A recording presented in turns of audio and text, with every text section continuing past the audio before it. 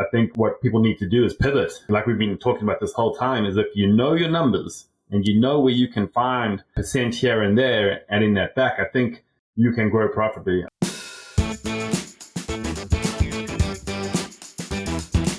All right. Hello, I'm your host, Ben, and welcome back to season 2 of the Amazon Strategist Show. So this is the show that's all strategy with no hacks, no silver bullets, and no magic pills. Just real practical strategy for serious Amazon sellers.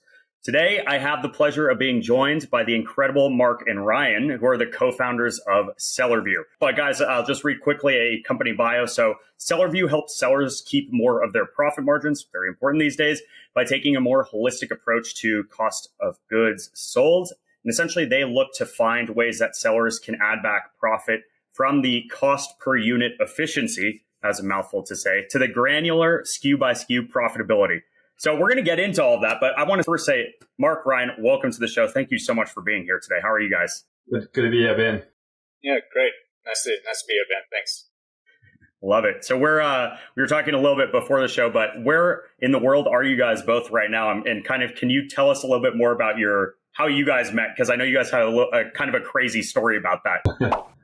I'm in the Cayman Islands, and I'm in sunny Colorado right now. Love it. And take us back. How'd you guys meet in your this wild past life story?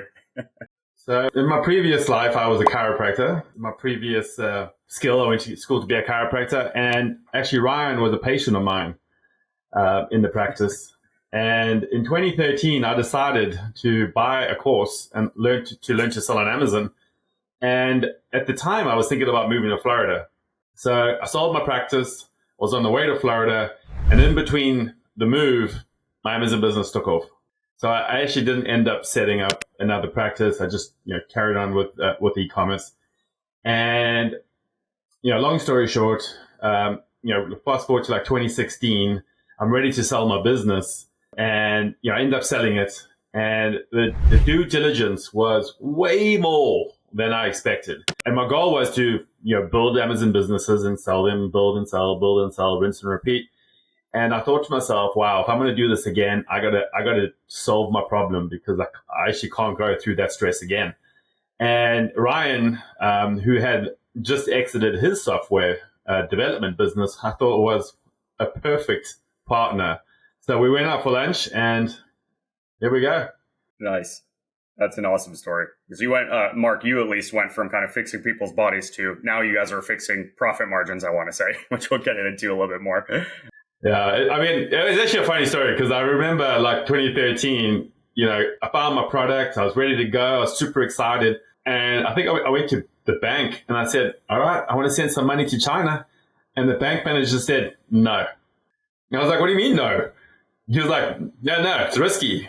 So I ended up going to Western Union, filling out that long form of where the money's going. And I mean, it took me hours to fill that form out. Eventually got my product, and I didn't in fact get my product, but it was just now you go online, click a button, and off the money goes. Yeah. Well, so I've been selling, I've been in various roles in kind of the Amazon world. I've never gone through the exit process, right? So I know that there's unique challenges there, but I'm curious, like, what was there a really hard breaking point during that process that led you to start SellerView after or during that Amazon journey? It's really the back and forth, especially when it came to, because when you sell your business, typically the buyer is going to buy your inventory for the value. So what they want to see is how you came up with your cost per unit. Because that's where they're going to take, X amount of units times the cost equals what they're going to pay you. So, there's a lot of verification in that process. So there's lots of spreadsheets going back and forth. There's PDFs and invoices going back and forth, conversations about how you come up with the cost per unit. So, I mean, honestly, I found that part the most, I wouldn't say, frustrating, but I was just like, this could be a lot easier. Yeah. Yeah, it's very tedious. Yeah, I think that's probably the best word to describe it, is the tedious attention to detail that is required to get those numbers crisp. Yeah, because I mean, I think it's the opposite. It's guilty till proven innocent, where they're like a little suspicious of your numbers, and then They're looking a little too good. On top of the spreadsheets and like the multiple formulas happening, you know, that I just thought, if this could be transparent in such a way that they could log in themselves and look at the supplier information, be like, okay, that's legit. Okay, here's the cost per unit. I can clearly see how, where this 340 a unit came up with. Yep, here's the value. Okay, there's the check. Right. And it definitely was not that easy. Yeah. I mean, that's what my vision was, but it certainly wasn't that easy. It was, weeks of back and forth when we got to that portion of the due diligence. Yeah, and I was going to say, I feel like there's so many times I've thought just, and I've worked previously, I was working as an account manager at an Amazon agency. So seeing a lot of Amazon brands, and just there's so many processes and things that we were doing like on a weekly basis, even that always came into my head. Like, this seems like it should be way easier. Like, why is there not a solution to do X, Y, Z? You guys just went and actually did create the solution to essentially help sellers with the problem that you faced in your business, right, Mark? Yeah, well, to be honestly, like I built it for myself at first. I was just gonna I'm just gonna use this, and I'm just gonna, then I can just scale faster and sell. Maybe I could sell 2 at a time. Sure. But actually, what ended up happening, because I, sold that business, we built it, started exiting another one. When the app was ready, I actually had my team. My team went back 3 years, I think. I had them actually put in every single invoice, which I wasn't quite sure they enjoyed, but. Anyway, we put in every single invoice, and we went through every line item, split and assigned any cost, boom, boom, boom. And so when we came to putting it through A2X and back into the P&L, I sent the new cost to my accountant and said, "Hey, could you go back 12 months and put the data in?" And a couple of days later, I get an email, be like, "What did you do?" And it's like, well, there's an extra 78,000 sitting on your P&L from these new costs. And I explained what I did and what we built and how I did it. And he was like, "Oh, this is amazing." And my broker was super pumped because that added an extra 275,000 to the valuation. So yeah, and then right now we're like, because I'm pretty meticulous when it comes to my costs. And when you looked at those costs on average, it wasn't a lot. It was only I think 22 cents a unit, but on the volume of units sold, it added up to, that amount of money. And that's when Ryan were like, if we're doing that, definitely other sellers are doing that too. Right. So that we shifted gears and, starting on taking on private clients and, reorganizing their costs. And we found on average, people are getting back 2 and 3% on revenue just from dialing in their costs better. Yeah, we took the experience of Mark, just really going through the seller view method, and a lot of the app has really been built around the seller view method, which is really based on how Mark has meticulously dialed in his numbers to maximize his profits and his valuation, and therefore his multiple exits. So we figured that, okay, well, that's if we can create this as a service, but then also build software to support that service so it becomes software as a service. So then a lot of it isn't, I don't want to say it's self-service because I don't want it to make it sound like it's ongoing work. There is some upfront work to get all of your numbers in to SellerView. And then I'm not going to go so far as to say it's on autopilot, but it takes it takes monitoring.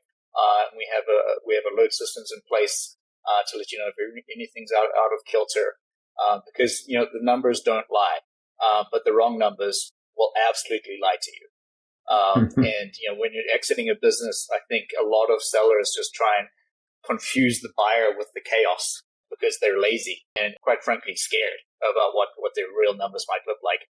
So I refer to ourselves as kind of like the exit strategists, and an exit doesn't mean. That seems like it should be a title or a real term. Yeah, exactly. And we're not trying to take equity in your company and all that sort of stuff. We're just putting you into, I'm not even going to say it's a program. It's more of kind of like and I wouldn't even say it's a curriculum, but it's habits essentially. That we can train you to do. And we have the app and the software to support you in doing that. And the app is continuing to evolve. We have an AI strategy as well. So down the road, the goal for this is to be completely automated with minimal oversight, so that the dream is you can be on a yacht in the Cayman and checking your Apple Watch with any updates on your increased profit. So we can live like Mark does, pretty much. Exactly. This is the Get to Mark app. I don't have it. Not yet. Well, I was going to say, it's anyone who's selling on Amazon, right? I want to wager that they're all trying to get to the point where they exit. But until you've ever gone through that experience, and I'm speaking as somebody who's never gone through an exit experience, there's things that you're not going to know until you get there and get out the other side, right? And most people might only exit once in their life if they're going to have an exit. So I think that's like one of the cool things about what you guys have gone through and the experience you bring to the table when you've kind of gone and built this service is essentially that you've gone through that process.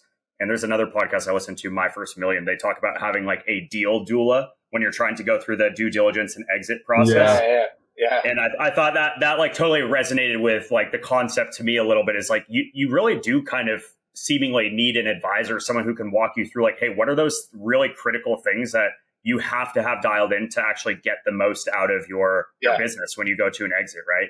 Yeah, so, exactly. That's a great point, because when you're looking at selling, often sellers take the foot off the gas. So it's important that you keep your numbers active and even be able to show growth during an exit phase. But in order to do that, you need to, it's hard. It's like having two different hats. You're like, I'm exiting, but then I got to drive my business, and you keep on like going back and forth. Yeah. So you need someone who's there to kind of steer the due diligence, get the documents, get the necessary documents ready and available. So when the buyer goes, hey, I need this, hey, I need this, hey, I need this, hey, I need this, it's ready, available, and you aren't like scrambling, calling your accountant like, hey, I need a balance sheet, hey, I need a P&L, hey, what's the profit on this? It's a situation where they can just come in, look, great, I like it, and move on, because like anything, time kills deals. So if we can get that data as quickly as possible, and they can see it's a solid, the numbers are transparent, the documents are transparent, and this guy's on it, deal closes quick. Yeah, and piggybacking on that, I was on a call with a popular marketplace to buy and sell businesses, including Amazon FBA, private seller businesses, a major part of their portion of their listings. And I was shocked to hear that they reject 9 out of 10 applications to have their sellers listing their businesses because they don't have their numbers in order. Their profitability isn't where it should be. Crazy. So it's absolutely shocking to me that 1 out of 10 businesses that try and exit are essentially rejected from the exit. That's a lot. That's a lot. I didn't know that. So we're there for the 90%, and there's probably a small a subset of that 90% who actually are prepared to do the work. And when I say the work, it's the effort, it's the energy to put get your business and your business in order, get those numbers crisp, because then you're going to get an exit quicker. And again, an exit doesn't mean leaving the business. It could be I want to get out as an operator, and I want to run the business, and I want to expand the business, and I want to focus on selling. So I need to raise capital. And good luck raising capital. I would say raising capital is probably harder with the wrong numbers than exiting with the wrong numbers, or the bad numbers. Let's say bad numbers. I always like the idea that if you're exit ready, whether you're going to sell now or in 10 years time, that if you're focused on exiting, that means you're focused on your numbers, you're driving your business, you are prepared, and that's how you kind of grow profitably. But if you aren't ready to sell at any point, then the complacency does kind of creep in. Sure. Well, I think also so many people get into the Amazon world, and if it's maybe their first kind of foray into running their own business or anything like that, they've also got so many other things like out of the gate that their mind's thinking about, like getting the product right and all these other components of actually launching the product and then growing it, scaling it, launching more products. And so, I know for me, for example, like I hate dealing with any of the financial side of the equation. I always say that when we're on these shows. So that's something I always look to kind of outsource and take off my plate. But also, I talk to a lot of Amazon sellers. I've worked with a lot of Amazon sellers over the years, and I've always found it pretty remarkable that so few of them know, like the transparency in terms of what their numbers actually look like is challenging to kind of figure out. Especially when we're talking about like importing and getting stuff at different rates and, Amazon's fees constantly shifting. And then, but even beyond that, like just not having their books right. And, if Amazon's your only channel, maybe that's a little bit easier. But once you then start kind of thinking about, oh, well, now I also have these other channels that I'm selling on, it gets more and more complex. And, but I guess, what I've always been blown away by is, that there's such a big percentage of the people I talk to that just, they don't really know what their true numbers are. Maybe they're close. Maybe they kind of have it pretty dialed in, but it's not always very clear or easy to get to. So, Mark, that was something you and I know talked to on our first call ever chatting. But yeah, I know you guys know this too. So, Ryan, Mark, do you guys have a lot of clients that you work with that come to you and it's the same situation, or?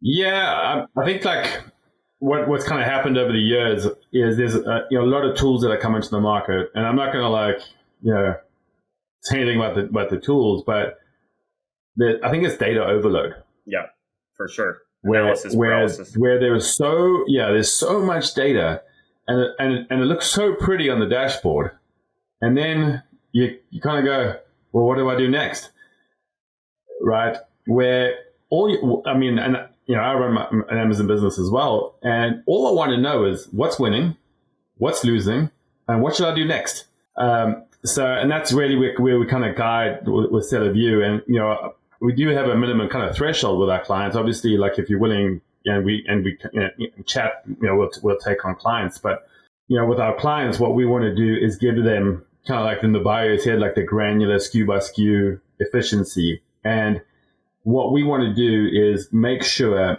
every single cost or fee you're charged is assigned to a SKU, so that exactly what that cost is and what your profit margin on that product. It's not real good going, okay, this is my price, Amazon takes this much, this is what my cost per unit was, this is what my advertising was. Cool, this is my net profit. What we want to do is we want to add in, long-term storage fee, returns, maybe you did removals, what is the actual inventory, and go, okay, listen, you're spending more on inventory because of your products have kind of crossed over that new threshold of 180 days. I think we should pull some of that inventory out, and that will kind of lower that inventory number. But oftentimes we find like a new client come and go, yeah, my margins are 21%, and then we go, cool, and then we do the audit and go through everything, assign every cost, and go, well, with all the fees, those little side fees, your margin's actually like 10%. Yeah. So it's definitely an eye opener when you're able to put in every one of those little fees that add up and go, oh, okay, it's not what I thought it was. It's an eye opener, and also sometimes you guys are probably the ones who force their eyes to be open. There's certain people, they don't want to necessarily acknowledge that. Sometimes that's me. Like, I don't know if I want to go do that calculation because I don't want to see that I'm wrong. No, exactly. It's like a paper cut. You're just like, okay, well, but it's literally death by 1,000 paper cuts if you don't pay attention to this. Because imagine you go into tax season and you declare this profit and you tax on that only to realize that, oh, wow, you over declared. Yeah. Yeah. Well, so like the ripple effect of bad numbers and best guess numbers, it's crippling to your business. And it can be a slow bleed, and it generally is a slow bleed, but it really catches up to you when there's eye-opening moments when you're trying to change. Sure. Well, and on the other side of the coin too, it's if you don't have the right information, like the right data in your face to understand, hey, here, like on a granular level, where your costs are, you can't go to work to get those costs, to lower those costs, right? But once you can see a breakdown, like, hey, here exactly are all the costs. Which ones can I actually maybe go and try? Oh, it looks like my Amazon dimensions are wrong, and that's causing it. And I know we'll talk a little bit more about this, but So that's causing my Amazon fee here to be a little bit higher. But if you don't have that data like on a granular level very present, it's hard to know that this is something you need to go and actually dig a little bit deeper into, right? Yeah, Exactly. yeah, exactly. Cool. So guys, let's formally kind of switch into what we call like our Q&A section, which is some of the questions. So this is our much awaited Q&A segment where we address some of the burning questions from our clients, from audience members, some questions that you guys have submitted, and essentially get your guys' kind of take and response on them. So kind of piggybacking off a lot of the stuff we were just talking about, I just wanted to talk to you guys about, in general, what should I be doing now as an Amazon seller or just any Amazon seller to kind of maximize that future valuation? So whether you're, maybe a year out from where you want to really seriously start thinking about exiting, or maybe you're just starting your business, like what are the things that you really should be thinking about? So the way we structure and the way we look at it is kind of a phase. So we want to go, okay, let's start with a margin recovery. Let's make sure the gap between expenses and revenue is as big as possible and get back as much money as we can onto the P&L. All right. So once we've got that and you know exactly what your margins are per SKU, and kind of picking back on what we kind of just chatted about all the variable fees and making sure that we aren't overspending on the variable fees and we're adding back that money over the next 12 months, that's going to reflect back onto the P&L, which is obviously going to boost the trading 12-month profit. So once we know that, right, then we can move to I would say phase 2, which is, okay, how our process? How's our inventory? Are we ordering enough? Are we staying on top? Are we running out? How's our listings? How are listing optimizations? Are our listings as good as they can be to convert? And then I'd say phase 3 is, right, now that we know this, now let's start advertising. Let's start maybe using repricing tools to capture as much profit as we can to keep driving up that trading 12-month profit. Sure. And then that's awesome. That's what I would say is like the hierarchy of things. We often do find clients where they don't know their margins, but they're on phase 3 and they're advertising like crazy, and it's kind of like you've done the wrong order. So we want to make sure that you have as much margins as possible. Your systems are in place so that when you do scale, you aren't running out of orders, because again, that's going to reflect on your P&L. That's going to come back in due diligence. How come this month wasn't so good? And then you're going to go, oh well, I ran out of stock. Yeah.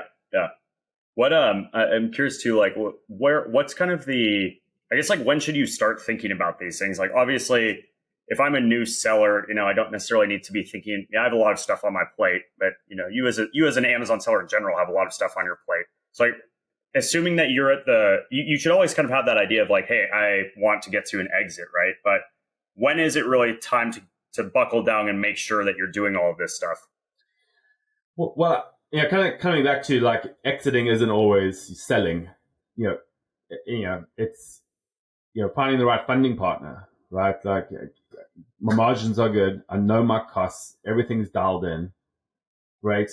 My listings are good. I'm ready to go. I reach out to a couple funding people and they go through their own due diligence and find out that you're on top of your stuff. You know what you're doing, and you have an awesome plan in place, and they go, yes, here's the money. Let's grow together. So, and then just in general, the person that one doesn't want funding or the person isn't exiting, just following that step process, keeping as much as money as possible should be at the forefront of every seller's mind. Yeah. Right? Yeah. Who doesn't want to keep all their money? Well, yeah. So, to that, I would say, the ideal time, the optimal time is day one. Set it up, and it will just absolutely accelerate your success. And if exit is your goal, it will accelerate and optimize your exit. So, the more you kind of leave it, because, if you leave it 12 months, for example, and then, it's a pretty big effort to load in 12 months of data and then get the aha moment. Start off and and we all know as an Amazon seller how competitive it is to start. and it's survival of the fittest, but it's the survival of the profitist. Wow, I just came up with that. So is that number two? Yeah. I need to write this down more often. This is recorded, right? But so, if you are serious about doing this and you want to rise to the top of a very competitive landscape, maybe the most competitive landscape, then start right away. If we could get customers who are like, wow, I'm ready to invest in my education about how to be profitable, and it's an ongoing journey in a building of habits, they will be 6, 7, 8-figure exit accounts in 3 to 5 years if they do it right. Yeah, 100%. No, that makes sense too, because Amazon's become more competitive, but if you don't know day one what your margins are going to be, and of course they're going to change over time, but you can't make an informed decision on how much to spend on, or what your advertising strategy is, or what these other things are. And I think a lot of people, I've certainly been guilty of this. It's just, I kind of just go in blind, and then I'm like, I'll figure that out once I'm at the point where I need to exit or where I need to go raise capital or something. That's the wrong approach, right? Certainly if you've gone through maybe that process before, you're not as naive, as I was when I was starting, but that totally makes sense. I think the other question I was going to ask too are, what are I know there's pretty much everything you guys touched on are places where people can do things to improve, and their margins and obviously a future valuation. But what are kind of the most common things that people miss, or that are coming to you and you're clearly can see, hey, fix this one thing, it's going to be a game changer for you? Are there any really common kind of categorizations of things? Yeah, I mean, the easiest one is the pick and pack fees. Gotcha. Amazon is notorious for just randomly changing your dimensions or your weights. And actually, I did find out. I mean, I'm going to give Amazon the benefit of the doubt and say, it's not necessarily, that they're doing it on purpose. But I think what I found out is it's the way the products are scanned on the conveyor belt, and they have I think there's a camera. It's called the QB-scan camera. And as the product comes along the conveyor belt, if the product isn't quite sitting the way it should be, it scans it and it changes the dimension of the product. So and Amazon's not saying, hey, our bad. That just kind of definitely not. That's not in the vocabulary. I don't believe. No, exactly. It says Amazon never loses. So that's kind of like our mantra. This is Amazon will host unprofitable sellers all day long. Amazon still gets paid. Yeah, so I would say that's the lowest hanging fruit. That's the easiest thing that you can stay on top of. Right. And I know we see the same. We see a lot of clients of ours that the same thing is, they come to us and have either they've picked up on it, hey, I'm seeing these constantly happen, or my product's getting moved to a different category, or just in the fee structure changes, or it's being the measurements are off, and that I've never heard that before. So that's a new thing that I've learned today. And that's now causing my fees to be off. And again, it's not a big deal if it's on a product that's not doing a lot of volume, but the second you're doing it on across a huge catalog with all these small, discrepancies, or on any high volume product, can be a lot of money, right? And it's more likely to be on a high volume product because the more scans, the more whoopsies. Yeah, that's a good point. Yeah, so we actually have a change log feature, so it tracks every single time there's a dimension change. And prior to that, I actually had no idea how many times it was getting changed. Not necessarily the fee changing, but dimensions changing. Dimension might go from 10.1 to 10.2, back to 9.9, back to 10.5, down, and then it hits 11, and that's when you get changed. That's when you get charged. Right. Upcharged. I mean, to your point, I think this is somewhere sellers can really, if they dialed it in, they can go back and find some diamonds. But what's an interesting point is you used to be able to go back 18 months and claim on the pick and pack. Now it's 90 days. Yeah, I know they've been changing the categories in the timelines quite a bit. And I'm not surprised, to be honest. I'm not surprised Amazon's doing that. Well, I know why. Because back in when I did it in 2020, I think, I got 90 grand back. Yeah. But that was over Yeah. 18 months. That was over 18 months of errors. Right. Yeah. Yeah. Amazon doesn't like that on their balance sheet. Absolutely not. Well, yeah. So I think like for anyone, and for the sake of anyone just watching this too, like I'll put my kind of 2 cents in here too. But you should kind of always be monitoring, your weight dimensions. Have some kind of alert system. I know you guys offer one on with your service, right? For that's monitoring at the SKU or ASIN level. Yeah. There's others out there, but having an alert system is key, and that then it allows you to actually go and take action. And as soon as you see those changes, you need to then go and address them. Whether it's, I think you can open a case to request Amazon to go do whatchamacallit. I'm blanking on it right now. To go Reimbursement. for the reimbursement, but also to go and manually pick up one of the units, remeasure it, reweigh it, and then correct that. And then after you get them to correct the structure, the fee structure, the dimensions and everything in the fee structure, you can then actually request that reimbursement historically, now 90 days back, right? Mm-hmm. So if you're watching this, make sure that you're doing that and have an alert system of some kind. Check seller views out. So aside from that, I think just, kind of a blanket question here, but what is the number one thing I could do to improve my profit margins? My head immediately is thinking, try to negotiate better terms or, reduce costs from my supplier if I'm doing a private label kind of products. But I want to get your guys' take, like, what do you guys kind of recommend as like the number one thing? And maybe we've already addressed it, but. Yes, it's dialing in your cost of goods sold. Like that should be your laser focus. To understand what to understand what your profit is, you have to understand what your expenses are. So it's kind of like looking at it through that lens. Sure. Yeah, and then being able to lay everything on the table. So once you have an idea of where the money's going, how much is going to suppliers, how much is going to design, how much is going to local freight, and that's a big one as well. Getting it from the factory to the port. So oftentimes if we can see that number, there's maybe a little bit of negotiation in there. It'd be like, hey, if I order some more units, can you include that local freight? Now, oftentimes the suppliers, oftentimes they just put it on an invoice, knowing that you're not going to ask. But sometimes you just ask, can you just include the freight? And they go, yeah, sure. Yeah. Oftentimes, suppliers, unless you're going to do like a massive order volume, they aren't going to like budge on their price. But the biggest one is shipping. Shopping, for quotes and getting an idea on your quotes can drastically change your unit costs. Like for my example, we switched to a different carrier.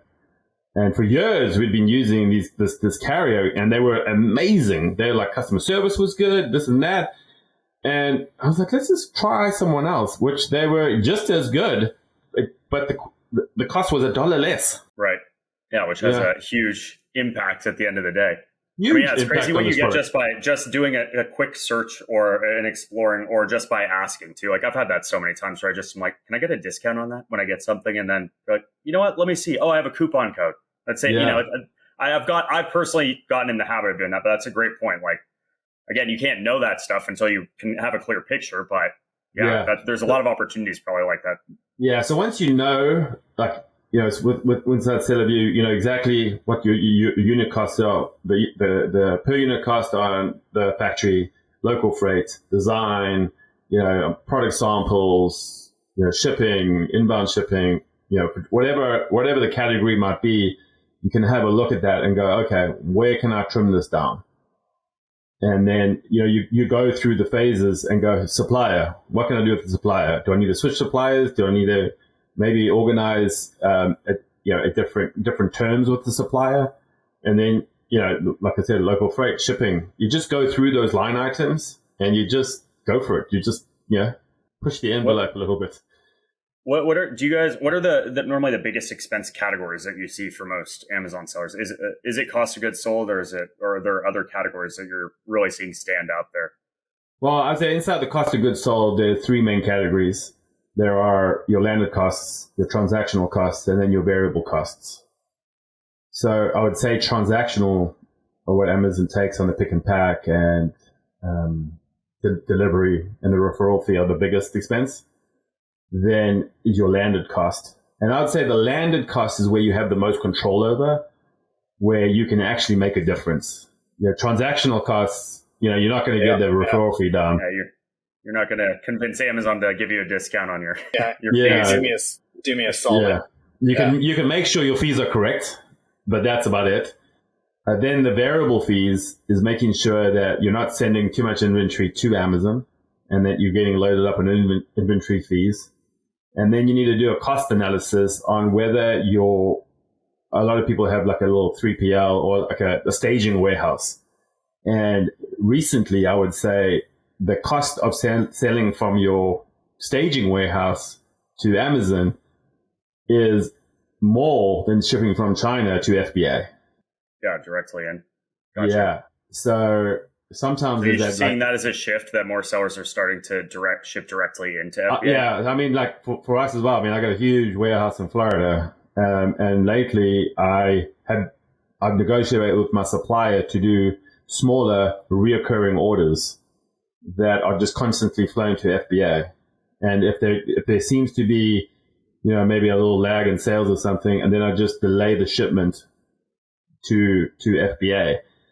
But again, I mean, I'm saving now $1 on the partner carry free from my warehouse to FBA, and I'm saving $1 on the shipment.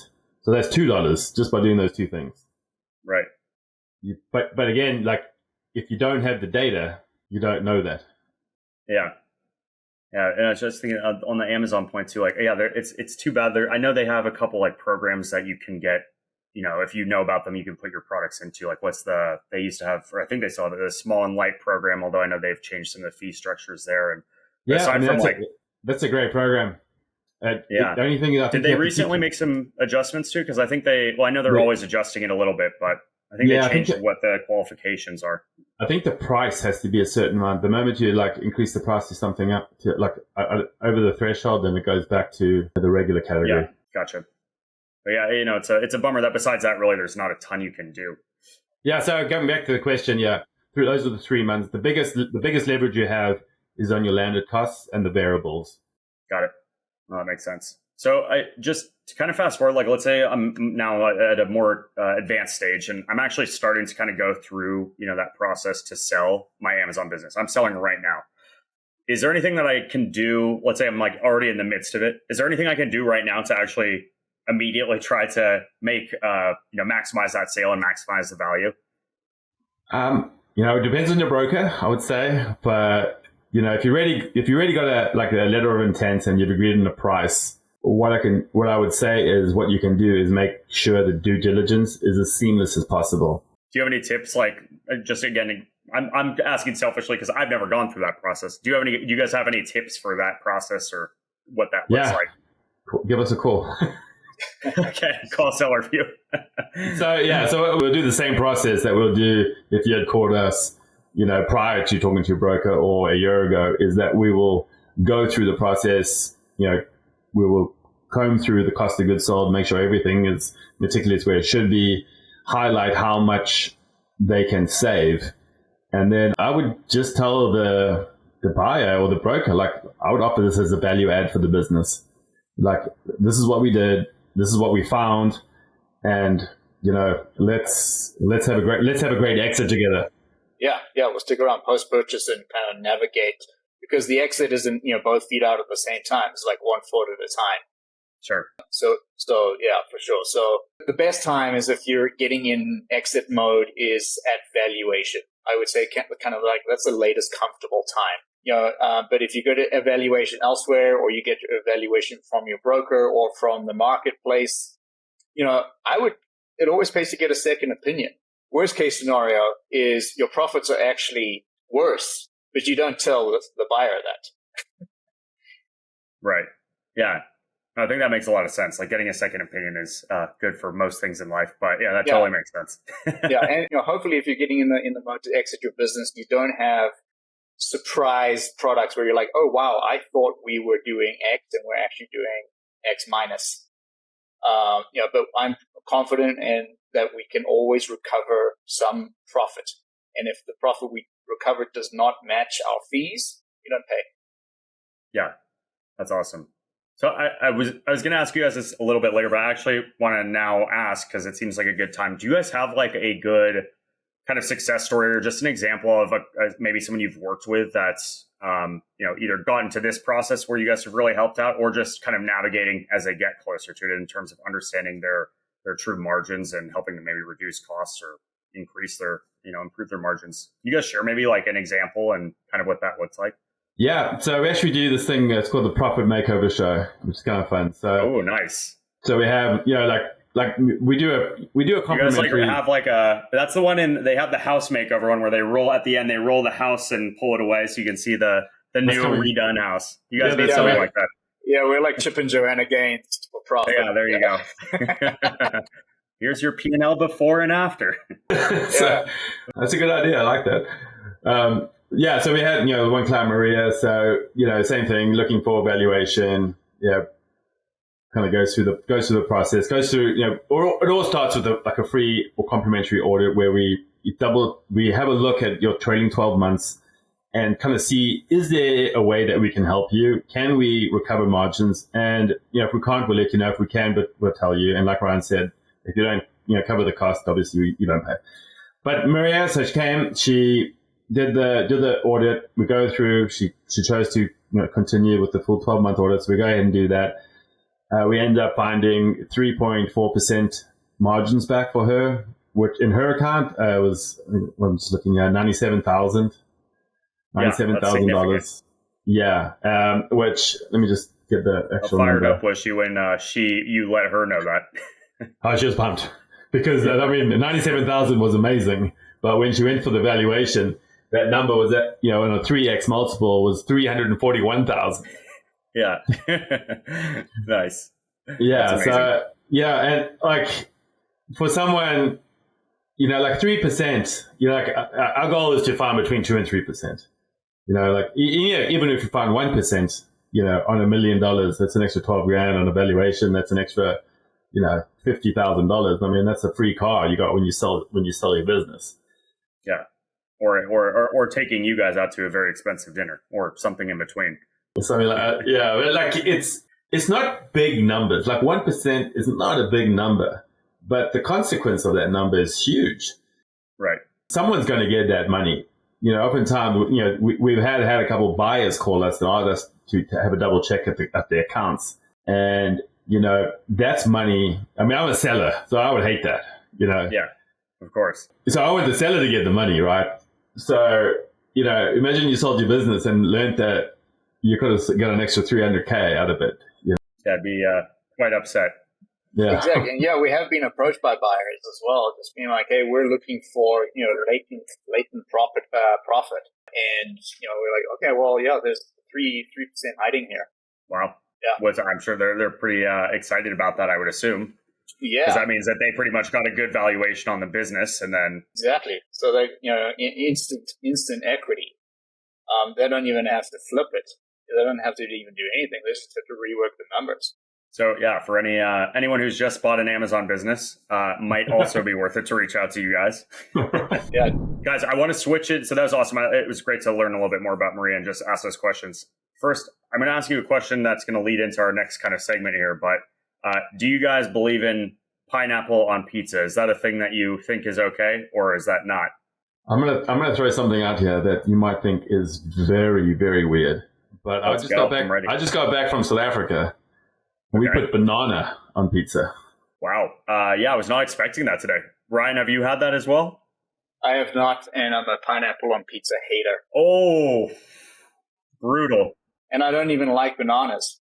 So if you put them on pizza, it's sacrilege. I don't know. I mean, I like a Hawaiian pizza. I think. Okay. So we're 50-50 here. Was the banana on the pizza good though? That doesn't sound like that would be that appealing to me, but I'm open to trying it. No, I was actually there for a wedding on this last weekend, and that was at the wedding. That was for like the bachelor party. We go out, order some pizzas, and we needed a little snack, and there were a few guys from the States there, and then South Africans, and obviously the South African was like, we got to get a banana pizza. So a couple of guys were like, we're not eating that, and guys were like, egged them on. They eventually tried it, and they were like, this is actually pretty good. Like we need to start a business in the U.S. with this, a banana pizza business. That's interesting. I've never heard of that before. Guys, that's going to lead me into what I call the controversial take section of the show. So essentially just asking you guys to give us kind of a debatable topic or a controversial opinion related to Amazon or just the e-commerce industry as a whole that you guys hold that maybe other people don't hold the same belief in. Do you guys have anything that comes to mind? Well, I mean, I definitely have one in mind, and I think this is probably the hot topic that everyone's discussing is growth over profitability. And, like our goal at Cellarview is to grow profitably, Wow. What is that? That's a foreign concept.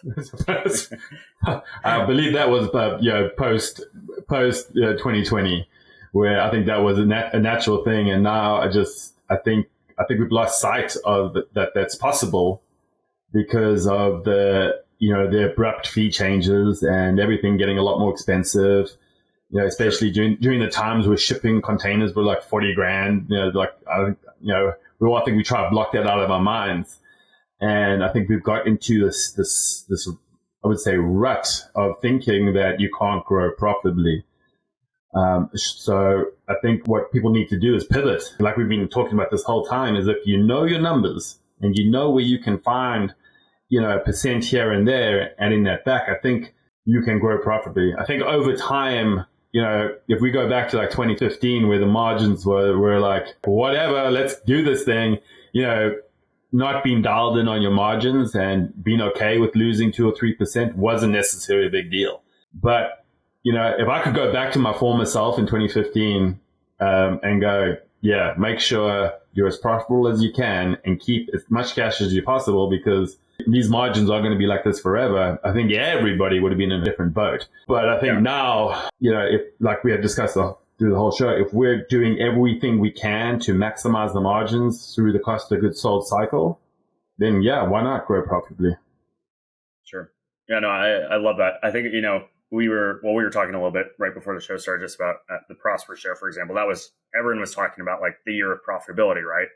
And that's especially kind of coming out of the post-COVID, buzz around e-commerce and everything, and just also the weird costs associated with it, all the things going on. But also I feel like there's been so much hype around like, selling your business for these huge valuations, and that kind of bubble that was happening around that time with some of the aggregators as well. And just, the stories that get reported on are always the ones that are like raising a ton of capital to grow faster, to exit. And maybe you're never really profitable, but you had hyper growth and that gets you to the exit faster. But that's not really working as much anymore with Amazon as we've seen, especially when they're continuing to increase the fees. It's just not a strategy that you can really follow. So I like that.